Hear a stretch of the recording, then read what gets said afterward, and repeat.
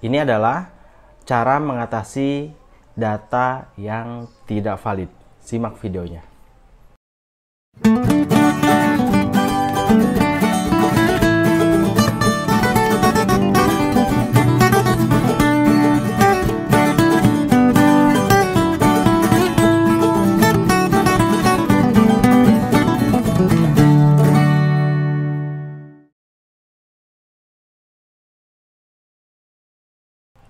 Assalamualaikum warahmatullahi wabarakatuh. Kembali lagi di channel Skripsi Bisa. Bagi yang belum subscribe, silahkan di subscribe terlebih dahulu untuk mendapatkan video-video terupdate yang tentunya ini akan bermanfaat sekali bagi kalian, khususnya bagi mahasiswa. Ya, silahkan di subscribe, jangan lupa aktifkan notifikasinya agar tidak ketinggalan. Nah, tentu kalau misalnya penelitian kita menggunakan alat kuesioner atau instrumen penelitian kita ini menggunakan instrumen, akan ada tahapan di mana kuesioner itu harus diuji validitas dan reliabilitasnya. Nah, terkadang kalau misalnya kuesioner tidak valid dan tidak reliable, artinya instrumen itu tidak layak untuk dipakai untuk penelitian kita.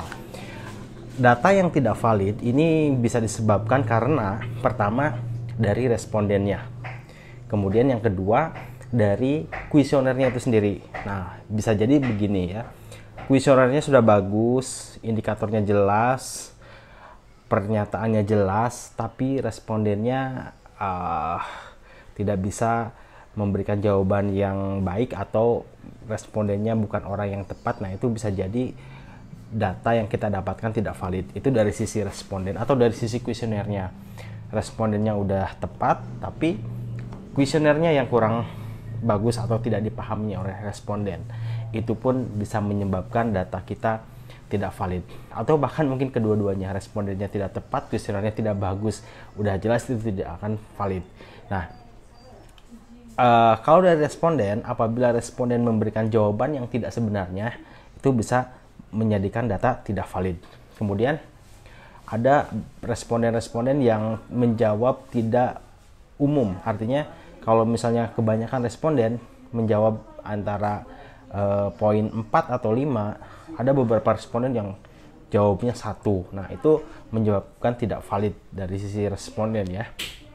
Kemudian yang ketiga, responden yang dipilih itu bukan responden yang memiliki kapasitas untuk menjawab pertanyaan dari kuesioner kita. Nah, itu bisa jadi data kita ini tidak valid. Itu dari sisi responden. Kalau dari sisi kuesioner, dari sisi pernyataan ini bisa jadi tidak dipahami oleh responden. Pernyataan yang diberikan tidak dipahami oleh responden. Terdapat banyak kata-kata asing yang tidak dipahami oleh responden. Nah, itu juga bisa menyebabkan data tidak valid. Maka dari itu ada beberapa hal untuk mencegah ya, agar tidak terjadi data itu tidak valid. Artinya untuk mencegah data valid ini harus ada hal-hal yang dilakukan. Contohnya seperti ini ya. Misalnya yang pertama, gunakan angket uji coba dengan responden uji coba. Itu yang pertama ya, untuk mencegah data tidak valid. Gunakan angket uji coba dengan responden uji coba. Nah, penjelasan ini bisa dilihat di video ini ya, yang saya simpan di link di atas. Kemudian buat pernyataan yang mudah dipahami oleh responden ya. Jadi responden baca itu bisa paham apa maksud yang ada di kuesioner. Kemudian yang ketiga, yang selanjutnya adalah pancing responden untuk mau membaca dan mengisi dengan benar. Nah, kadang kita kalau misalnya ngisi kuesioner malas baca. Nah, bagaimana peneliti saat mengumpulkan data melalui kuesioner ini bisa memancing responden untuk mau baca dan mengisi dengan benar. Nah, ada tips-tipsnya, salah satunya adalah dengan menggunakan pernyataan campuran, pernyataan negatif dan pernyataan positif. Nah, untuk penjelasannya saya kasih video di link di atas ya. Atau untuk mencegah data tidak valid adalah kita mendampingi responden untuk memahami pernyataan dalam kuesioner.